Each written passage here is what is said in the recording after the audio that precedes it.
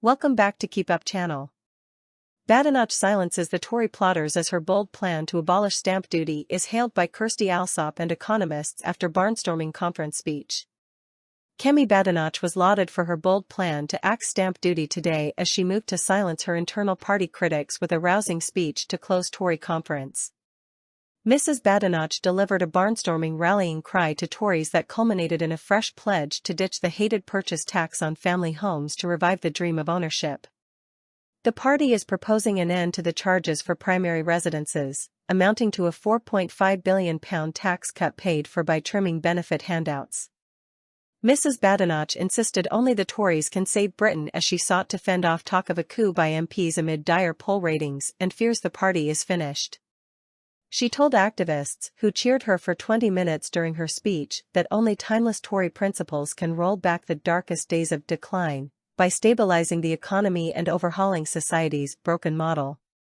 Her surprise move on stamp duty was welcomed by economists and the property expert Kirstie Allsopp, who said it was brilliant and bold and told Labour Chancellor Rachel Reeves to copy it.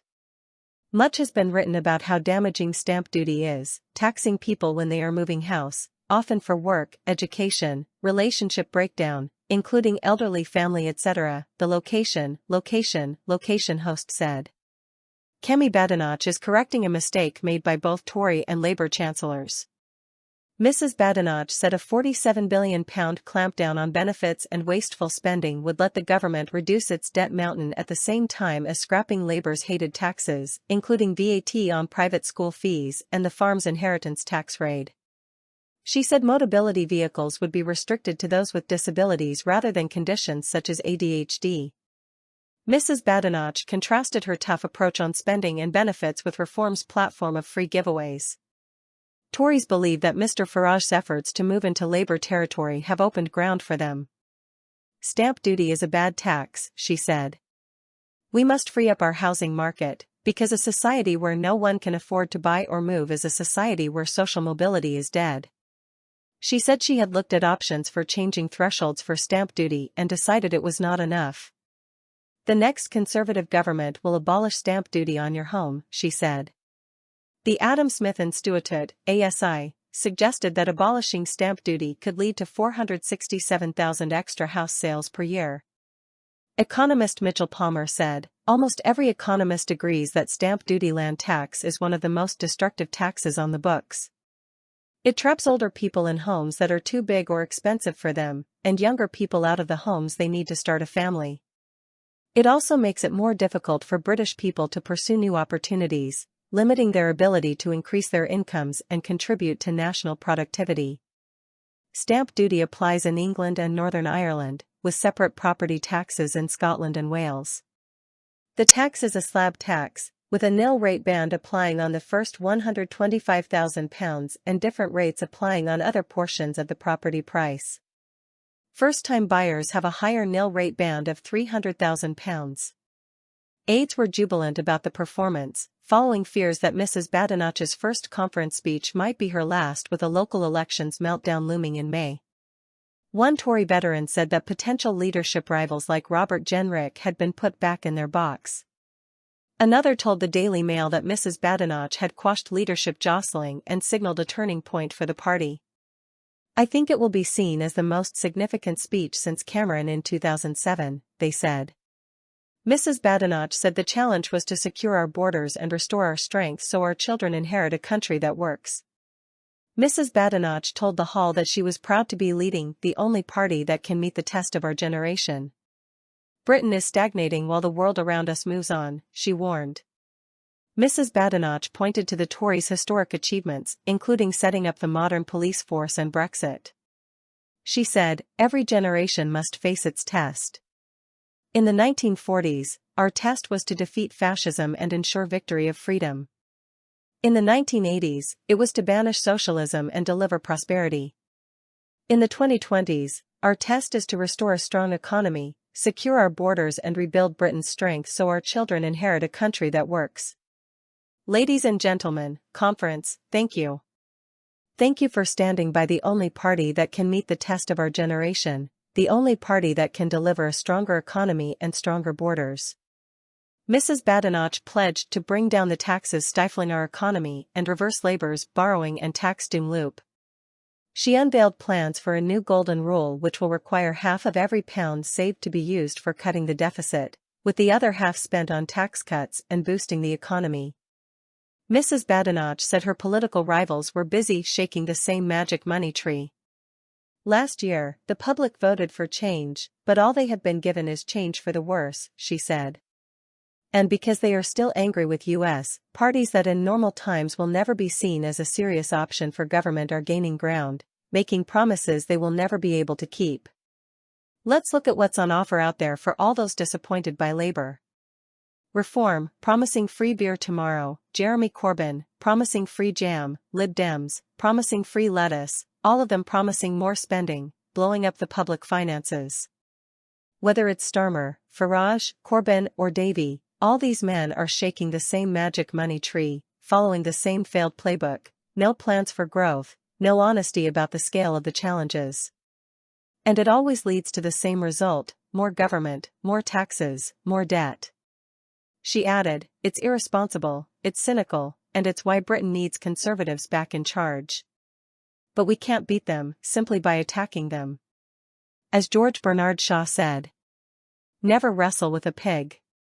You both get dirty, and the pig likes it. Effectively declaring war on benefits culture, Mrs. Badenoch complained that 5,000 new people are signing on every single day. Many are young people, who are losing the chance to make something of themselves, never knowing what it's like to pay their own way, she said. Ms. Badenoch said Motability cars are not for people with ADHD. We will restrict Motability vehicles to people with serious disabilities. Those cars are not for people with ADHD, she said. She also criticized time wasted by police on non-crime hate incidents. Conference, we are going to free the police to protect the public, not to chase political correctness, she said. The Tories have been sounding tough noises on illegal immigration, including committing to quit the European Convention on Human Rights, ECHR, and deport 750,000 people with no right to be in this country. However, Tory strategists believe the party's best hope lies in restoring its battered economic credentials. In her keynote speech, Mrs. Badenoch said the Conservative approach starts with fiscal responsibility, adding, we have to get the deficit down. Over the next decade, Rachel Reeves is going to double the deficit with her borrowing and tax doom loop, she will say. It's not sustainable and it's not fair. It is stealing from our children and grandchildren. And Conservatives will put a stop to it. Shadow Chancellor Mel Stride announced plans this week to slash government spending by £47 billion by clamping down on welfare, reducing the size of the civil service by a quarter and cutting billions from foreign aid. According to Mrs. Badenoch, at least half the money saved will be used to reduce the deficit, with the rest spent on cutting tax or boosting the economy. Pledging a new golden economic rule, she said, every pound we save will be put to work. At least half will go towards cutting the deficit. Because living within our means is our first priority. With the rest, we are going to get our economy growing again. And bring down the taxes stifling our economy. The Conservatives have set out plans this week to scrap business rates for 250,000 pubs and high street shops at a cost of £4 billion. A further £2.8 billion has been allocated to fund a new first job bonus which would offer young people entering the workplace up to £5,000 towards their first home. But, even with £24 billion used to cut the UK's deficit, this would still leave up to £16 billion available for potential further tax cuts. The Tory leader pledged to curb funding 4 low-quality degree courses and use the proceeds to double the number of apprenticeships. Mrs. Badenoch warned that too many courses are drawing students into a debt trap in which they will never earn enough to pay back their tuition fees.